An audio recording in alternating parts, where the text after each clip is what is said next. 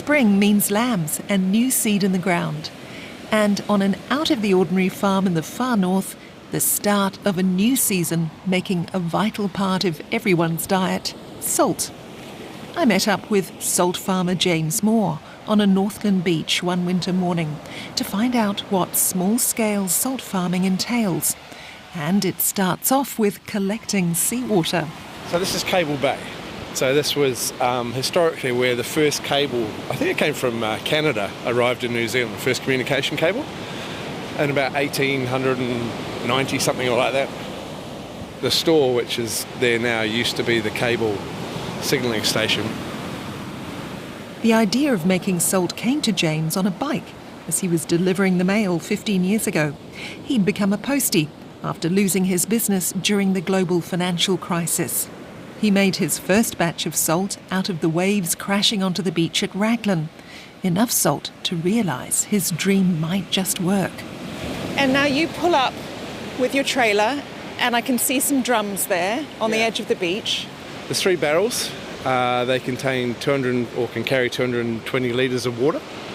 And it's roughly 66 buckets of water. I mean, every time I come down here, people say to me you should get a pump, but I kind of like the simplicity of using buckets to run up and down. How long does it take normally? If it's on your own, it's probably about maybe 45 minutes to an hour, but if there's 3 of you, it's 10 to 15 minutes. Yeah, tops. Shall we get into it? Yeah. I can give you a hand. Yeah, sure. It's always nice when someone else helps. These are old olive barrels. So they are. Perfect for the job. What's special about the water here at Cable Bay, James? To be honest, nothing really other than it's Doubtless Bay. I used to, when I first started, I found a beach up on the Kari Peninsula. If you see that hump in the distance there? Yeah. On the left-hand side of that is a beach called Puheki. Beautiful, beautiful beach.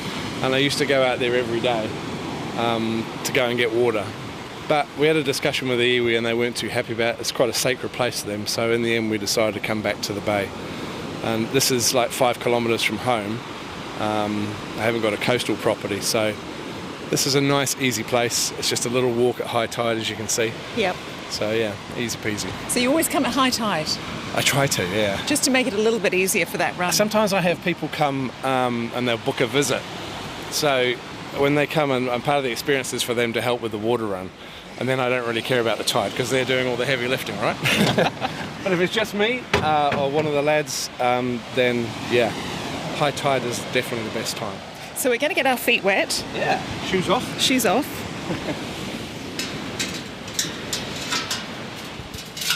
So one of our little sayings we had in our business was leave nothing but footprints, which is why we use this. So there's no noise pollution, it's just a man and a bucket, really.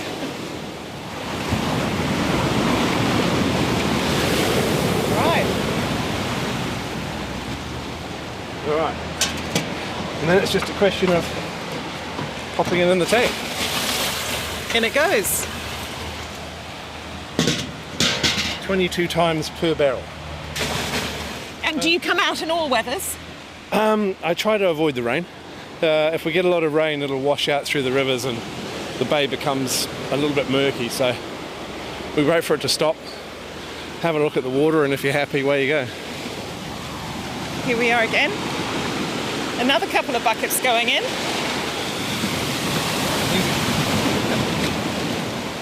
Such a nice quiet day today, isn't it? Not too many big waves. Do you get many people sort of curious and wondering what you're doing up and down, especially in the summertime? Yeah, I get lots of people come up and ask what the heck we're doing.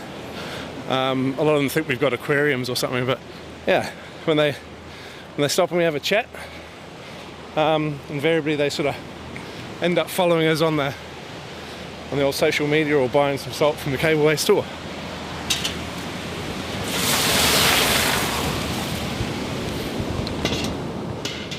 James's venture, the Taipa Salt Pig, took off in 2015 after James and his wife had moved to Northland, to the Taipa area. Here on 2 hectares of gorse-covered land, James set to building evaporation chambers. The salt farm was in production. The very first evaporator we built was this tunnel house in the bottom paddock. Uh-huh. So my son and I dug a little platform out, and we put a tunnel house on there and built a tank inside that could hold 3 of those barrels, just to see if it was viable or not. And lo and behold, we got I think 18 kilos of salt out of the first batch. So yeah, it was pretty good. And that's just a normal vegetable growing style Yeah. tunnel house. Yeah, absolutely. And I think we've blown up 2 thermometers in there, so it gets really hot in summer. You've got quite a few trees around, so therein lies the problem. So this was the first one we built, and 7 years ago the trees were a lot lower, but now we've got the problem that they are way too high. And this thing now will only really work in high summer, when we get enough sunlight for the day. In winter, I'm lucky if I get 3 to 4 hours of sunlight a day, so we basically shut it down over winter. You're not going to chop any trees down then? Or they're not yours? They are mine, but I kind of like them. Don't you? They're probably pretty dangerous, actually. Okay. Here we are inside. Yeah. And there is salt. There is salt, yeah. So Plenty of it. Normally this would be full, and it'll take about, say, 4 weeks in here to turn those 3 barrels into salt. And I'll just explain what we're looking at. It's sort of like a shallow pond lined with plastic. It's a drinking tank liner, so for drinking water. So it's a food safety liner. When we recommission this next year, we'll put a new liner in to tidy it up a bit and make it look a bit better. And basically shallow, and how does it work? Tell us what happens. Simply, we park the trailer up here on the hill, run the hose pipe down, siphon the tanks into it, and then it sits there for, like I say, 4 weeks. Every now and again I go in with a pool scooper and pick out what we can. And when it gets down to the last bit, the water kind of goes like a really oily, thick consistency, and then the crystals start to form, and then it's just a question of raking it into piles and letting it dry. And then this is the finished product. Very unsophisticated drying table. So basically, when the salt is harvested, we pop it on here and give it another maybe 3 to 4 days just to dry out a bit more. But you can see one of the hazards of making sea salt is that you do get lots of little insects and bits in them.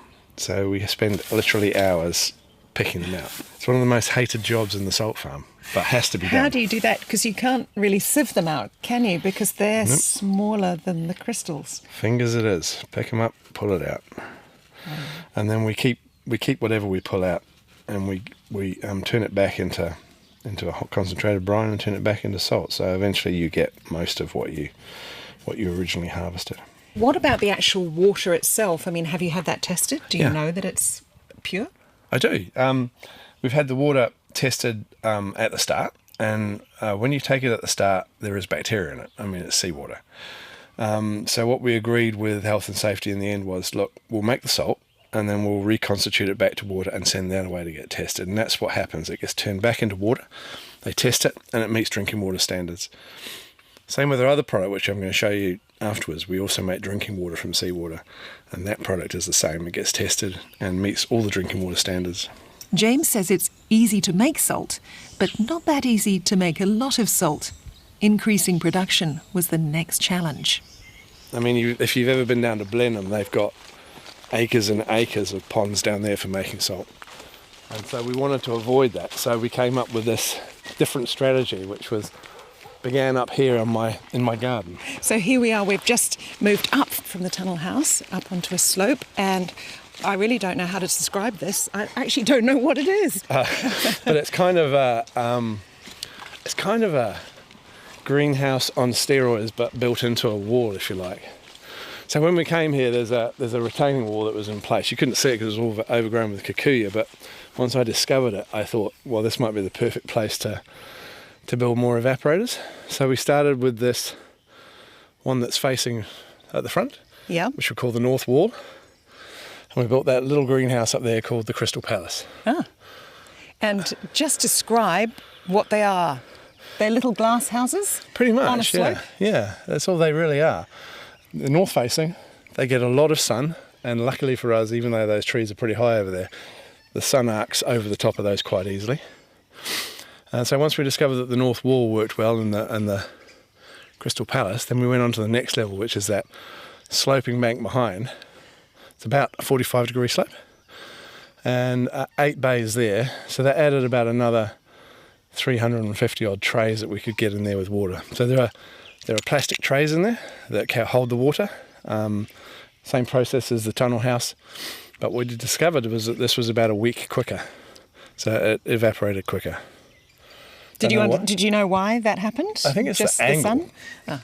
I think for some reason, because the north wall is slower, but that banked one is just superb. So is the bottom one. We call the bottom one the Bonneville Flats. The big one on the top, we had a competition to name it, and one of our customers called it Gertrude the Glorious, so that's what she's known as. But that pretty much gave us the capacity to make 60 to 70 kilos a month, all up, on the whole property, which is a nice amount, but still not enough. Still not enough? No. Is the demand out there? There's definitely demand for it. We sell everything we make, no problem. But the goal in starting this was to make a business that was simple, ecologically friendly, but it had to produce an income for someone to live off of. So that's been the goal all the way through. And is it producing enough income to live off? I think at 70 kilos with just salt, it's not the greatest income you'll ever have. But this is where the future development that we're going to go and have a look at now is what's going to, we think, change the whole system. So how that started was my neighbour, we're going to go to another property, so we've got two different families here now helping in the salt business. So Zav, my neighbour, who moved up from South Auckland with his kids and wife, he came and saw me one day and said he'd really like to work in the salt business. And I said, well, yeah, you can, but it's not really making enough money to sustain 2 of us. But I'd had an idea, having talked to customers at farmers markets, about capturing the vapour to make drinking water. And so we went in a completely different tangent in the first lockdown in between that. And we bored in a solar still to make drinking water. So that's where we're going now. Now, well, just hang on a moment, James, because I actually want to go up here and have a look and just see exactly how it works. Well, let's start in the old system. Did you build this, James? This is my veggie garden, yeah.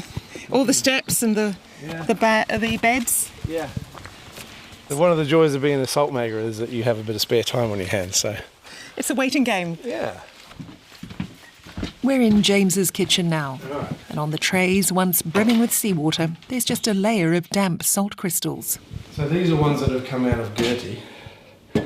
So you can see not all the water is evaporated, but the bulk of it has. So this next stage in this process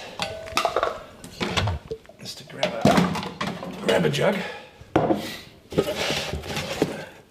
give it a quick tip up, so that any remaining water can just pop out. And then it's a very simple process.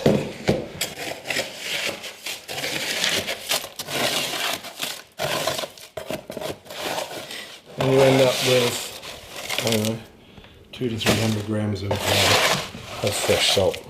Simple as that. It's as simple as that. No added ingredients. No, the only thing we do after this is it'll get some more drying down on that table.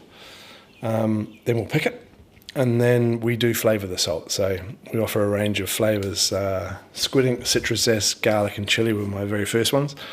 Then we had a winter range which was red wine, smoked, rosemary, and one other, might have been togarashi, which is a Japanese blend. We've made Marmite salt, Vegemite salt. Zav, my neighbour, he's into cold smoking, so we're smoking salt at the moment. And we've worked on some Japanese flavours like yuzu, pickled ginger, those sorts of things. Sounds delicious. Yeah, it's good. Do you use it in cooking yourself? Yeah, we do. I mean, funny enough, I haven't got a shortage of salt, so... Are you eating too much salt, do you think? Because that can be a health hazard. Well, it can, but as long as you don't eat too much processed food, you're probably okay. So we always say to people, look, it's actually really strong salt. You don't need as much as you think. Handmade and sustainable are values James embraces, right down to the hand-stamped paper packaging. A certain segment of the population are sick of processed food and they want stuff that's handmade and natural. And I've got a real bugbear about how we produce food and how we distribute it at the moment. It's one of the reasons why I want to build a network of these around the country rather than scaling this up and making tons of salt and shipping it right down the country. To me, it doesn't make sense. So let's go and have a look at the next stage of the business. Yeah. That next stage involves the Taipa salt pig and its sister label, Ocean Water. Besides the salt farm, James and his business partners have also been distilling seawater and bottling it in recyclable glass to give people a taste of Northland sun and sea. The water is desalinated and further filtered, all using just the energy of the sun here on site. Partners Zav Whitmore and Stephanie Nash live just next door to James, off-grid, with production all going on in their backyard. So we've just come into your little sales office, I guess this is, or this HQ for Production office. I'll get you to introduce yourself. Oh, hi, I'm Stephanie and I am part owner of the Taipa Salt Pig and Ocean Water. My involvement is literally a lot of production and also sales at markets and things like that. And I've been involved with James and Yasmin for a little over 12 months maybe. Yeah, with the salt side, with the water side, we've been doing that, myself and my husband Zav have been doing that for probably 2 years now. Yeah. And what do you think of the whole idea? I love it. It's amazing. It's such a simple process, yet no one's doing it, and it's crazy because it's a resource we've got readily available. Salt water's everywhere around New Zealand, so. And you have the prototype there in your backyard. Yes, we have the water and salt farm in our backyard, and so hopefully they'll start being more visible and people will be able to see the opportunity that will come from having one of these in your backyard, because it's not just salt water. You can, draw dirty water from rivers and streams or bores and make it into fresh water, and yeah. Wow. So yeah, there is that as well as being able to use salt water and make salt. Is that being done already? Yeah, that's actually the purpose of the salt of the water farms in the third world countries, but over here we use it to make salt and fresh water.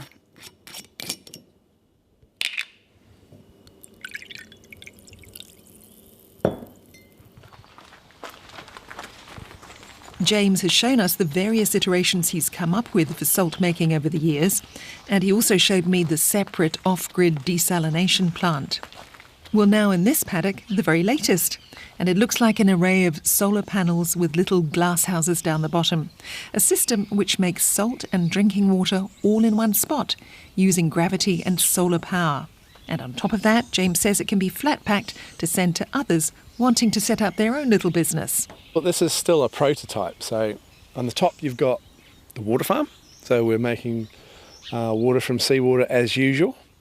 But now instead of having to take that brine up the hill to Gertie, we've built Gertrude on the front of the water farm. So it's an integrated system. Yeah. And so this unit in summer should be able to make 2,250 litres of water and 100 kilos of salt a month. So we've gone from 3 to 4 weeks to make salt to 10 to 14 days. So we've doubled production. You put 3 units together, and if you can sell all the water and sell all the salt, suddenly you've got a really viable business in terms of income. Okay, so let's talk about your new plan, James, because are you trying to replicate this around the country? Yeah, this is my baby for expansion. So as we talked before about distribution of food, I want to make the salt in the regions it's going to be sold in, and the water, and I think we can do that. And we want to do it on a cooperative basis rather than me going around the country and owning everything. I'd like to share what we've got with other people and give them all a little taste of what's a really cool lifestyle, really. I was talking there to James Moore, a salt farmer in Te Tai Tokoro, Northland, and earlier to Stephanie Nash. She and her husband Zav Whitford are partners with James in the Taipa Salt Pig and Ocean Water. We put some photos of their prototype salt and water farm on our webpage, just in case you want to become a salt and water farmer too.